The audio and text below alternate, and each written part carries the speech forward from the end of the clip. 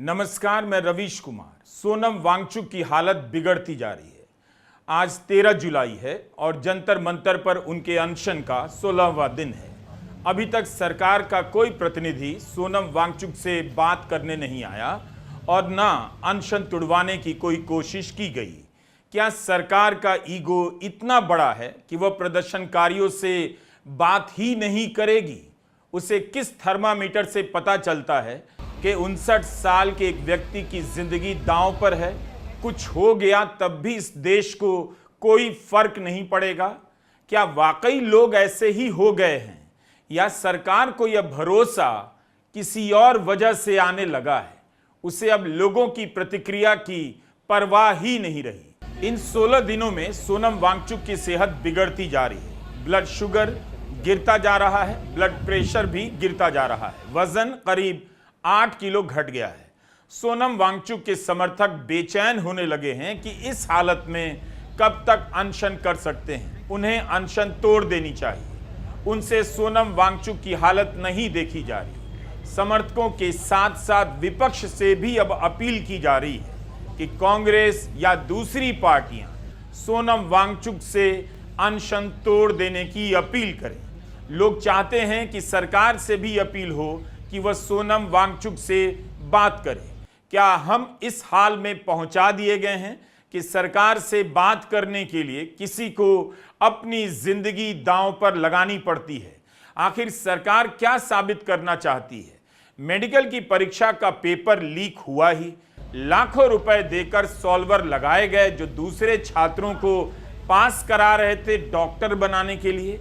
क्या इन सब का विरोध करना इतना खराब है कि मोदी सरकार ने अपने किसी मंत्री को जंतर मंतर पर भेजा ही नहीं? क्या उसकी कोई जिम्मेदारी नहीं बनती कि आगे आकर प्रदर्शनकारियों से बात करे, आश्वासन दे? अजीब बात यह है कि सरकार को लेकर यह सवाल पीछे चला गया है और सब यही पूछ रहे हैं कि सोनम वांगचुक कब तक उपवास पर रहेंगे। उन्हें उपवास वापस ले लेना चाहिए। अभी हम सभी लोग सोनम सर की हेल्थ के रिगार्डिंग काफ़ी चिंतित है। 16 दिन हो चुके हैं, उनके 8.25 किलो वज़न कम हो चुका है, ब्लड प्रेशर और शुगर लगातार कम है और आज की डेट में वो ठीक से उठकर बैठ भी नहीं सकते, उन्हें चक्कर आते जब वो उठते हैं। अभी उनका मेडिकल टेस्ट सुबह हुआ 9 बजे, तो उसमें पता चला कि 8.25 किलो वज़न कम हो चुका है, शुगर भी काफ़ी कम है, ब्लड प्रेशर भी काफ़ी कम है और वही उन्हें बार बार चक्कर आ रहे, तो उस वजह से हम लोग काफ़ी सारे चिंतित हैं। इंस्टाग्राम पर कॉकरोच जनता पार्टी के मीम के पीछे जो भीड़ आई, जो माहौल बना, वह कहां चला गया? कॉकरोच जनता पार्टी को लेकर गाने भी बने, एनिमेशन बनने लगे। क्या एल्गोरिदम से उसे मैनेज कर लिया गया है या लोग डर के मारे किनारे हो गए या डरा दिए गए? कैमरे पर अक्सर मंच ही दिखता है, लेकिन जंतर मंतर नियमित जाने वाले रोहित ने मंच के किनारे बनी इन बरसातियों को भी नोट किया है, जिसके नीचे आयशा के 6 छात्र अनशन पर बैठे हैं। 2 छात्रों को अस्पताल में भर्ती कराया गया है। इसी के साथ उनके समर्थक प्रदर्शनकारी भी यहीं अपना दिन रात गुजारते हैं। 25 दिनों से इतनी गर्मी और उमस में धरने पर बैठे हैं। आसान नहीं है। उनका पूरा जीवन यहां शिफ्ट हो चुका है और सरकार को फर्क ही नहीं पड़ रहा। आखिर युवा करें तो क्या करें? हर साल परीक्षा में धांधली की खबरें आती हैं, कई राज्यों से आती हैं। देश भर के युवा अपनी अपनी परीक्षा को लेकर परेशान हैं, अलग अलग कारणों से। क्या सरकार इन युवाओं से बात कर सभी राज्यों को, परीक्षा आयोगों को संदेश नहीं देना चाहती? मैं जलगांव महाराष्ट्र से आया हूँ। खास इसी के लिए आया हूँ मैं। जंतर मंतर पे हमारे सोनम वांगचुक जी बैठे हैं इतने दिनों से, उनके सपोर्ट के लिए हम लोग आए हैं। मैं कंस्ट्रक्शन का काम करता हूँ छोटा मोटा। यहाँ पर हम पेपर लीक के खिलाफ, हमारे देश की शिक्षा व्यवस्था के खिलाफ धरना प्रदर्शन के लिए आए हैं और हमारे सोनम वांगचुक जी जो बैठे हैं उनका हौसला अफजाई करने के लिए आए हैं। यहाँ पर तो लोग बड़े उत्साह से बैठे हुए हैं, डटे हुए हैं। लगता है जब तक तोड़ेंगे नहीं तब तक छोड़ेंगे नहीं। मेरा नाम भीम है और इस संगठन का नाम है क्रांतिकारी युवा संगठन KYS। तो आप लोग इस प्रोटेस्ट से जुड़े हुए हैं, कितने दिनों से जुड़े हुए हैं, किस मकसद से? हम शुरू से ही, जब से यहाँ पे इंडेफिनेट स्ट्राइक शुरू हुआ है, तब से हम यहाँ बैठे, यानी 20 जून से यहाँ पे हम लोग हैं, लगातार बने हुए हैं। एक जो मुख्य मांग है कि धर्मेंद्र प्रधान को बर्खास्त किया जाए उनके पद से, और उसके साथ साथ हम कुछ और मांगे यहाँ से रेज़ कर रहे हैं। उसमें एक ये है कि एनटीए को डिसबैंड किया जाए, क्योंकि पेपर लीक में लगातार एनटीए का इन्वॉल्वमेंट पाया गया है। दूसरा चीज़ कि कोचिंग सेंटर, जो तमाम कोचिंग सेंटर चल रहे हैं देश भर में, उन तमाम कोचिंग सेंटर को बैन किया जाए। कोचिंग सेंटर को बैन करने के पीछे कारण ये है, तर्क ये है कि कोचिंग सेंटर लगातार जो बच्चों में व्याप्त एक मजबूरी है, उस मजबूरी का फ़ायदा उठाने की कोशिश करते हैं। कॉकरोच जनता पार्टी के प्रवक्ता और पत्रकार सौरभ दास ने अपने ट्विटर हैंडल पर एक SOS जारी किया है। हर भारतीय के नाम यह पत्र लिखा है और कहा है कि हालात रोज बिगड़ते जा रहे हैं। मैं नहीं जानता कि सोनम सर और कितने दिन तक इस हाल में रह सकते हैं। वे हमें कहते हैं कि और अनशन कर सकते हैं, लेकिन हम जो उनके साथ हैं बहुत चिंतित हैं। सोनम आराम और मशहूरियत की जिंदगी जी सकते थे, लेकिन नोबेल प्राइज से तुलनीय रेमॉन मैग्सेसे अवार्ड जीत चुके सोनम वांगचुक अपनी जिंदगी को दांव पर लगा रहे हैं। हमारे बच्चों के लिए, इस देश के नौजवानों और इस देश के लिए अपनी जिंदगी दांव पर लगा रहे हैं। वे उन मृत बच्चों के लिए बैठे हैं जिन्हें एक टूटी हुई भ्रष्ट शिक्षा प्रणाली ने तोड़ दिया। वे एक बड़े उद्देश्य के लिए अपने शरीर और शायद अपनी जान का त्याग कर रहे हैं। मैं सोचता हूं कि यह हमारे बारे में क्या कहता है कि भारत का एक बेटा जिसने इस देश को इतना गौरव दिया, उसे अपनी सरकार द्वारा सुने जाने के लिए भूखा मरना पड़ रहा है। यह मेरी कल्पना का भारत नहीं है, यह भारत नहीं है। सरकार का मुझे भी समझ में नहीं आ रहा कि ये सरकार इतनी ज़्यादा इग्नोरेंट क्यों है। हम क्या मांग रहे हैं? हम बस इतनी सी तो बात मांग रहे हैं, जो 20 बच्चों ने सुसाइड करी उनके परिवारों को 1 करोड़ दे दीजिए, और दूसरा जो शिक्षा मंत्री इसके लिए रिस्पॉन्सिबल है, जिनकी जिम्मेदारी है कि एक भी पेपर लीक ना हो, कोई भी बच्चा सुसाइड ना करे पेपर लीक के कारण, जिनके ऊपर ये जिम्मेदारी थी, उस शिक्षा मंत्री को हटाकर किसी और को शिक्षा मंत्री बना दीजिए। हम ये थोड़ी ना कह रहे कि मुझे शिक्षा मंत्री बना दो या सोनम सर को शिक्षा मंत्री बना दो। हम तो यही कह रहे कि जो शिक्षा मंत्री फेल हो चुका है उस शिक्षा मंत्री को हटा दीजिए और किसी और को बना दीजिए। शिक्षा मंत्री धर्मेंद्र प्रधान का इस्तीफा नहीं हुआ। विपक्षी दलों ने भी मांग की और जंतर मंतर पर कॉकरोच जनता पार्टी का 25 दिनों से धरना प्रदर्शन तो चल ही रहा है। मेडिकल की परीक्षा में चोरी और पेपर लीक अकेला मामला नहीं है। CBSE में किस तरह की पेपर चेकिंग हुई, उसे लेकर कितने सवाल उठे, तब भी मंत्री की जवाबदेही तय नहीं हुई। लेकिन एक नागरिक की जिंदगी दांव पर लगी है। क्या सरकार को संवेदनशीलता नहीं दिखानी चाहिए? इसी जंतर मंतर पर 2023 में कुश्ती की ओलंपिक खिलाड़ियों का लंबे समय तक धरना प्रदर्शन चला। उनके साथ क्या कुछ नहीं हुआ। सरकार उनसे बात तक करने नहीं आई। हताशा में उन्होंने कुश्ती से संन्यास लेने का ऐलान कर दिया। देश का ध्यान आकर्षित करने के लिए महिला खिलाड़ियों ने जंतर मंतर पर ही अभ्यास शुरू कर दिए।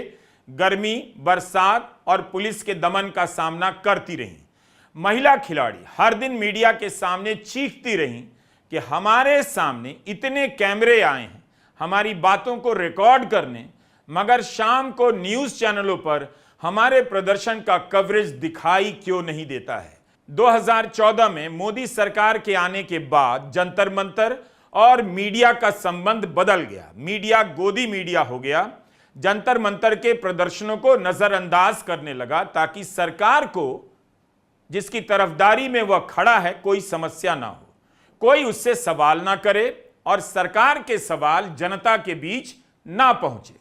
अगर गोदी मीडिया कवरेज करता भी है किसी आंदोलन का, तो उसे देश के खिलाफ साजिश का हिस्सा बना देता है। यही कारण है कि अब प्रदर्शनों के बीच गोदी मीडिया को भगाया जाने लगा है। लेकिन क्या गोदी मीडिया को कोशिश नहीं करनी चाहिए कि वह अपनी साख बेहतर करे, लोगों का विश्वास जीते?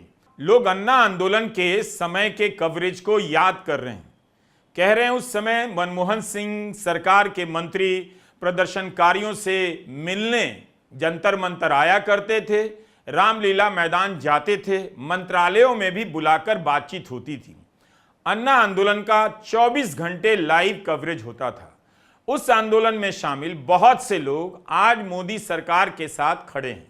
वो भी मांग नहीं करते कि सरकार को इन प्रदर्शनकारियों से बात करनी चाहिए, सोनम वांगचुक से संवाद कायम करना चाहिए। अनशन के कारण एक नागरिक की जान जा सकती है और कहीं कोई हलचल नहीं है। जंतर मंतर का प्रदर्शन अब मीडिया के लिए लोकतंत्र का मुद्दा नहीं रहा, क्योंकि मीडिया के भीतर ही लोकतंत्र खत्म किया जा चुका है। आज का मीडिया यानी गोदी मीडिया लोकतंत्र की हत्या का हथियार बन गया है। आखिर सरकार और गोदी मीडिया को इतना भरोसा कहां से आ रहा है? क्या सत्ता में बने रहने का रास्ता अब जनता से होकर नहीं गुजरता?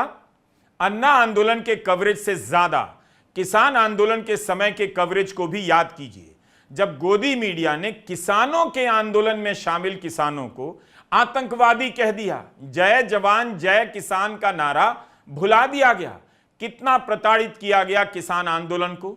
दिल्ली की सीमा पर कीले गाड़ दी गईं, कटीली तारें लगा दी गईं, सड़कों पर गड्ढे खोद दिए गए ताकि ट्रैक्टर पार ना कर सकें, किसान दिल्ली की सीमा में प्रवेश ना कर सकें।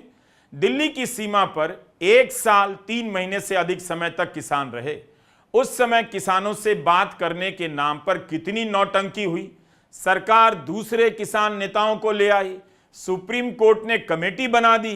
किसान यह सब खेल समझ रहे थे और आंदोलन पर डटे रहे। अंत में प्रधानमंत्री मोदी ने माफी मांगी, कृषि कानून वापस लिए। नवंबर 2021 में कहा कि न्यूनतम समर्थन मूल्य तय करने के लिए एक कमेटी बनाई जा रही है। यह खबर उसी कमेटी के बारे में है। न्यूज लॉन्ड्री की आकांक्षा राउत की रिपोर्ट है। आरटीआई से जानकारी मिली है कि 4 साल यानी 48 महीने बीत गए, मगर अभी तक इस कमेटी ने अपनी रिपोर्ट नहीं सौंपी है।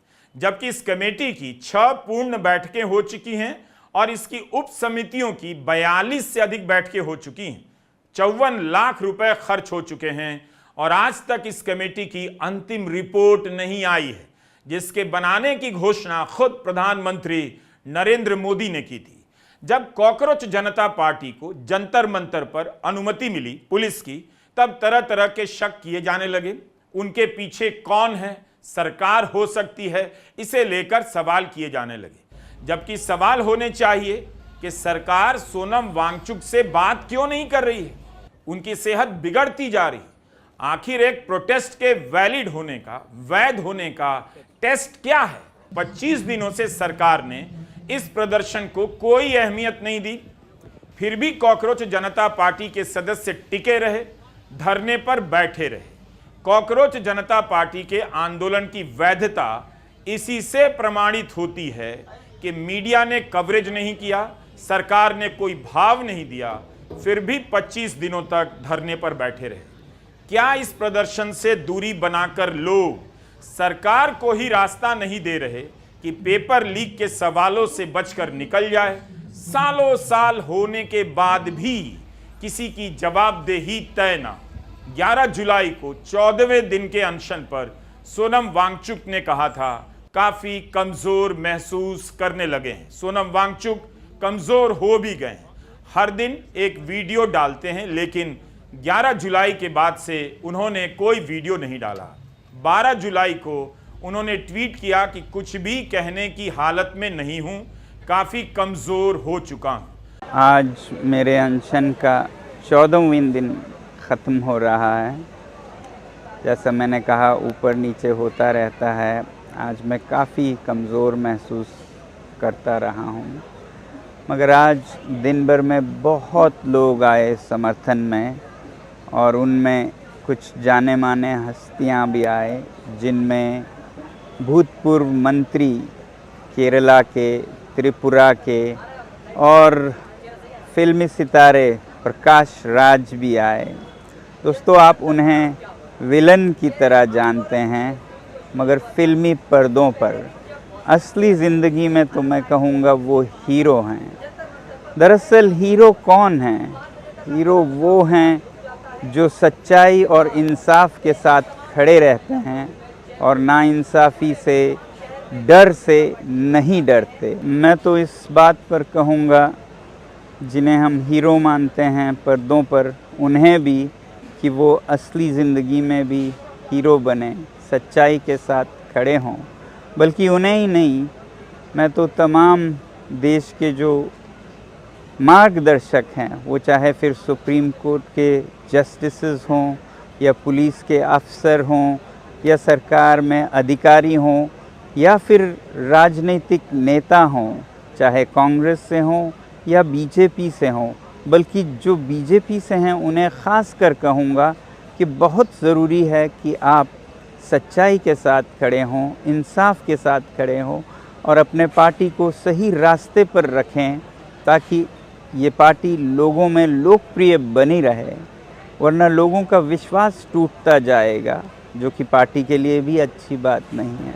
मैं तो कहूँगा कि आज रात जब आप सोने जाएं तो 5 मिनट आंखें बंद करके अपने आत्मा में झांक कर देखें, ज़मीर में, कि आप सच्चाई और इंसाफ के साथ खड़े हैं या फिर अपने धन दौलत के साथ। आपको जवाब मिल जाएगा कि आप कितने हीरो हैं। बहरहाल मैं यही कहूँगा कि अपनी ज़िंदगी के हीरो खुद बनिए, सच्चे हीरो, रियल लाइफ हीरो। जय हिंद।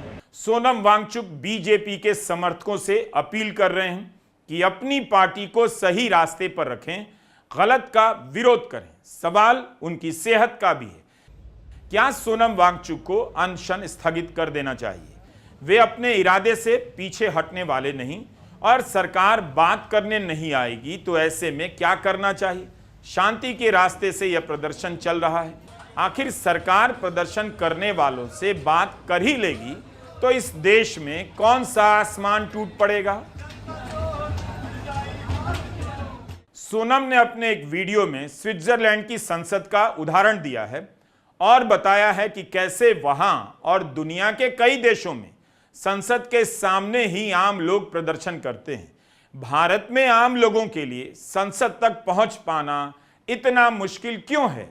दोस्तों, मैंने कहा था कि हम 20 जुलाई को जब संसद का सत्र शुरू होगा, मार्च करेंगे संसद तक। तो बहुत से लोगों ने बोला है कि वो आएंगे। कुछ ने पूछा है क्या ये मुमकिन है। इससे पहले मैं आप लोगों को ये बताऊं कि 2 हफ्ते पहले मैं स्विट्ज़रलैंड में था, जैसा कि आपको पता है, और वहाँ बर्न, जो कि स्विट्ज़रलैंड की राजधानी है, वहाँ पर आरा नदी में बोटिंग करने के बाद नदी के सामने ही मैं ऊपर एक मार्केट प्लेस में आया और ये देखिए तस्वीर जहाँ मैं खड़ा हूँ। आप जो पीछे भवन देख रहे हैं, आपको ये जानकर हैरानी होगी कि ये स्विट्ज़रलैंड की संसद है और इस संसद भवन में उसके अंदर से गुज़रते हुए मैं आया था। कोई रोक टोक नहीं, सब खुला था, लोग आ जा रहे थे। और ये संसद के सामने का जो ज़मीन है जहाँ मैं खड़ा था, वहाँ पर तो बच्चे खेल रहे हैं, लोग घूम रहे हैं और ये निर्धारित जगह है प्रदर्शनों के लिए भी। तो कोई भी यहाँ प्रदर्शन कर सकते हैं, धरने कर सकते हैं। तो दुनिया के लोकतांत्रिक देशों में संसद तक जाना खुला छूट होता है, बल्कि ज़्यादातर देशों में उसके सामने प्रदर्शन करने की जगह निर्धारित होती है। ये लंदन में वेस्टमिंस्टर है, यहाँ पर भी लोग संसद तक जा सकते हैं और यहाँ भी प्रदर्शन कर सकते हैं। वैसे ही स्वीडन, डेनमार्क, ऑस्ट्रेलिया, न्यूजीलैंड, सब जगह संसद खुली जगह है, क्योंकि लोकतंत्र में लोगों का संसद है। तो दुनिया के लोकतंत्रों की माँ यहाँ नई दिल्ली में कैसे न संभव हो। अब बताया जाता है कि नई दिल्ली में तो दफ़ा 144 लगा है, 163 BNS, यहाँ तो प्रदर्शन कर नहीं सकते हैं। और हमारा संविधान हमें अधिकार देता है अनुच्छेद 19 में कि हम शांतिपूर्ण प्रदर्शन कर सकते हैं। तो ऐसा दफ़ा लगाना राजधानी में और लगाए रखना स्थायी रूप में, ये अपने आप में संवैधानिक नहीं है। ना ही यहाँ जंतर मंतर पर समयबद्ध कर देना कि 10 से 5 तक ही कर देंगे, ये भी संवैधानिक मेरे ख्याल से तो नहीं है। इसलिए मैं विनती करना चाहूँगा इस देश के न्यायविज्ञों से कि वो पुनर्निरीक्षण करें क्या ये सही हैं। वैसे तो ऐसा कोई कानून हो नहीं सकता है, मगर फिर भी अगर ऐसा कानून है तो वो कानून ही गलत है। और गांधी जी ने कहा था कि अगर कोई कानून गलत है तो उसे तोड़ना बेहतर है। आज बस इतना ही कहूँगा, याद रखिएगा 20 जुलाई। जय हिंद। लोकतंत्र बिना प्रदर्शनों के जिंदा नहीं रह सकता। जंतर मंतर पर सोनम वांगचुक की हार नहीं हो रही है, उस जनता की हार हो रही है जिसके लिए सोनम वांगचुक ने अनशन किया है। सरकार के खिलाफ बोले तो जनता चुप कराने आ जाती है, जनता के लिए बोलिए तो खुद गायब हो जाती है। हालत यह है कि यह जनता अब खुद को भी गायब करने लगी है, खुद को भी हराने लगी है। उसे पता है कि इथेनॉल के कारण उसकी कार खराब हो रही है, माइलेज कम हो रहा है, लेकिन सामने आकर नहीं बोल पा रही, सर्वे के पीछे छिपकर बोल रही है। इससे पहले भी सोनम वांगचुक ने लद्दाख से दिल्ली तक का मार्च किया। 1 सितंबर 2024 से मार्च शुरू हुआ, 30 सितंबर 2024 को दिल्ली पहुंचा। मांग क्या थी? हिमालय और लद्दाख के इलाके में जलवायु परिवर्तन के कारणों को रोका जाए और लद्दाख को 6ठी अनुसूची का दर्जा मिले। लेकिन दिल्ली पहुंचने से पहले 30 सितंबर की रात दिल्ली के बाहर सोनम वांगचुक और उनके 150 साथियों को हिरासत में ले लिया गया। 2 दिनों तक हिरासत में रखे गए। इस दौरान भी सोनम और उनके साथियों ने अलग अलग थानों में भूख हड़ताल की। 2 दिन बाद 2 अक्टूबर के दिन सबको रिहा किया गया। सोनम वांगचुक और उनके साथी राजघाट गए, महात्मा गांधी को श्रद्धांजलि अर्पित की, मगर सरकार से कोई प्रतिनिधि उनसे मिलने नहीं आया। सर, मेरा नाम शिव कुमार तिवारी है। मैं उत्तर प्रदेश के एक छोटे से ज़िले बलरामपुर से आता हूँ।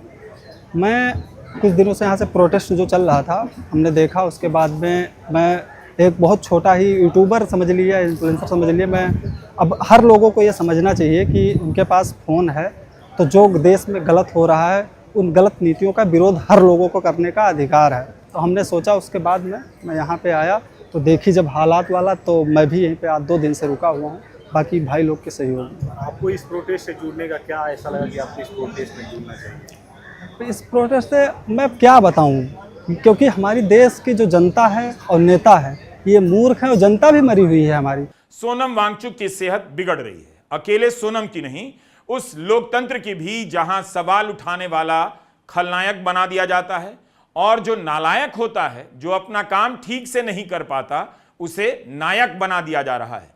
हर दिन कहीं पुल गिर रहा है, कहीं एक्सप्रेसवे धंस रहा है, कहीं कोई कार्रवाई होती नहीं दिखती। सरकार का मतलब जमींदार हो गया है और जनता उसकी बंधुआ। नमस्कार, मैं रवीश कुमार।